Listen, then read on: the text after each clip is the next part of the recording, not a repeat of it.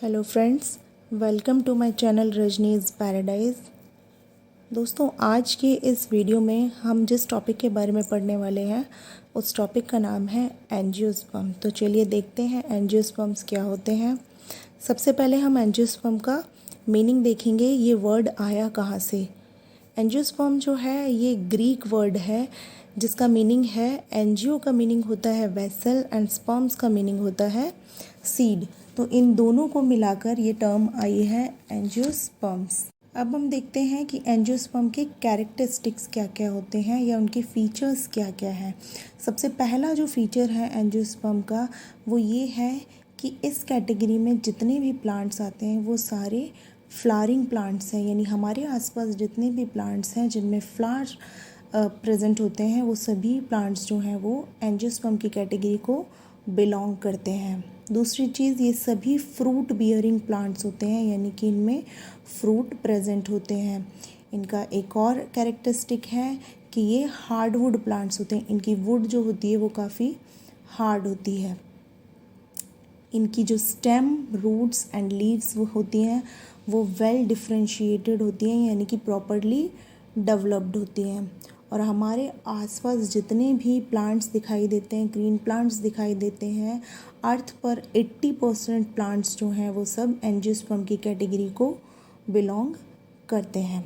और सबसे ज़्यादा इम्पॉर्टेंट जो कैरेक्टरिस्टिक है एंजियोस्पर्म का वो ये है कि इनके जो सीड्स होते हैं वो हमेशा फ्रूट के इनसाइड प्रेजेंट होते हैं, अंदर प्रेजेंट होते हैं ये हमेशा।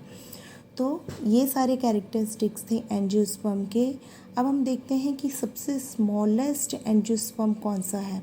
तो सबसे स्मॉलेस्ट एंजियोस्पर्म का एग्जाम्पल है वॉल्फिया। वॉल्फिया को हम वाटर मील के नाम से भी जानते हैं और डकवीड के नाम से भी जानते हैं।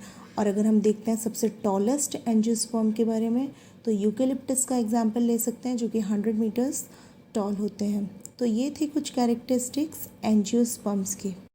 अब हम देखते हैं क्लासिफिकेशन ऑफ एंजियोस्पर्म। एंजियोस्पर्म को किस बेसिस पे क्लासीफाई किया गया है। तो एंजियोस्पर्म को क्लासीफाई किया गया है कॉटिलिडन्स के बेसिस पे दो कैटेगरीज में, मोनोकॉट्स एंड डाइकॉट्स, या फिर हम कह सकते हैं मोनोकॉटिलिडन्स एंड डाइकॉटिलिडन्स। सबसे पहले देखते हैं कि कॉटिलिडन्स होते क्या हैं। कॉटिलिडन्स का मीनिंग होता है जब भी हम किसी सीड को देखते हैं तो उस सीड के अंदर जो स्मॉल लीफलेट्स प्रेजेंट होते हैं जिसमें फूड स्टोर रहता है तो उसे हम कहते हैं कॉटिलिडन्स। तो इस कॉटिलिडन्स के बेसिस पे एंजियोस्पर्म्स को दो कैटेगरी में डिवाइड किया गया है, मोनोकॉट्स एंड डाइकॉट्स। अब हम वन बाय वन देखते हैं कि मोनोकॉट्स क्या होते हैं और डाइकॉट्स क्या होते हैं। डिफरेंशिएशन फॉर्म में देखेंगे ताकि इजीली समझ में आए। Monocots, mono means single, cots means cotyledon, यानी वो प्लांट्स जिसमें सिंगल कॉटिलिडन्स प्रेजेंट हैं उन्हें हम कहते हैं monocotyledons. And dicotyledons means, di means two and cotyledons, cot means cotyledons, तो यानी जिनमें दो कॉटिलिडन्स प्रेजेंट होते हैं वो डाइकॉट्स होते हैं। अब इनके डिफरेंशिएशन पॉइंट्स हम देखते हैं कि क्या क्या है।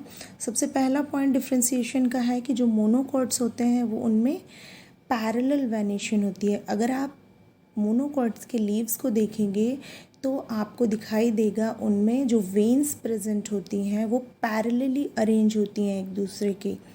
आपके सामने जो फिगर है उस फिगर में आप देख सकते हैं कि वेन्स जो हैं वो पैरेलली अरेंज्ड हैं, तो इसे कहते हैं पैरेलल वेनिशन। अगर हम डाइकॉट्स के लीव्स को देखते हैं तो वहाँ पे रेटिकुलेट वेनिशन दिखाई देती है। रेटिकुलेट मीन्स वेनिशन का एक नेटवर्क सा फैला हुआ होता है। आपके सामने जो फिगर है उसमें आप देख सकते हैं कि किस तरीके से रेटिकुलेट वेनिशन दिखाई दे रही है डाइकॉट्स के अंदर। अब सेकेंड पॉइंट जो है, मोनोकॉट्स के जो रूट्स होते हैं वो फाइब्रस होते हैं, यानी फाइबर लाइक होते हैं, और डाइकॉट्स के रूट्स जो होते हैं वो टैप रूट सिस्टम शो करते हैं। तीसरा जो डिफरेंस है वो ये है कि मोनोकॉट जो होते हैं उनके लीव्स हमेशा बहुत नैरो होते हैं, ठीक है, और जो डाइकॉट्स होते हैं उनके लीफ काफ़ी ब्रॉड होते हैं, उनका सरफेस एरिया काफ़ी ज़्यादा होता है।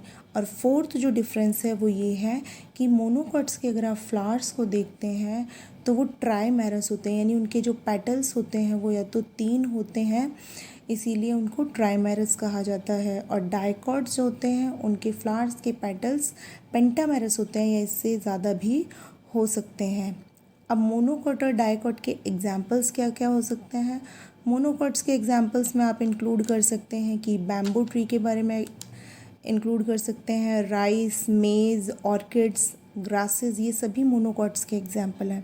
और अगर डाइकॉट्स के एग्जाम्पल्स देखते हैं हम, तो रोजेज़, पीस, बीन्स, जितनी भी पल्सेस होती हैं वो सारी इसी कैटेगरी को बिलोंग करती है।